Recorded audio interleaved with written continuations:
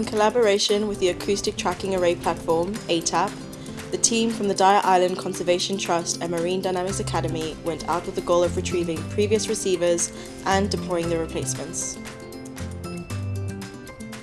The receivers record valuable data on marine animals that have been tagged with acoustic transmitters present within the area. The continuous recording of this information offers insight into the residence time of the animals within the wider Dyer Island ecosystem and where they travel to afterwards.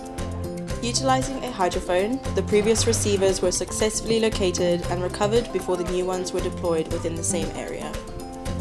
The previous deployments were logged using GPS, making locating them easier. Utilizing a hydrophone, the previous receivers were successfully recovered before the new ones were deployed within the same area. The acoustic receivers form part of a large network across the South African coast, with over 250 receivers moored over a range of 2,200 kilometers, as arranged by ATAP. The collaboration of scientists across South Africa equips the associated conservation initiatives with knowledge of marine animals not only within our locality, but through the entire coastline, from False Bay in the Western Cape to the South African and Mozambique border. Long-term and large-scale understanding provides a firm baseline on which effective conservation can be established, protecting the area and marine life within it.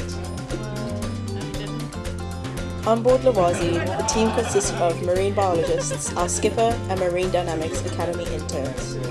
Our scientific skills-based interns regularly assist with conservation initiatives completed through the Dyer Island Conservation Trust.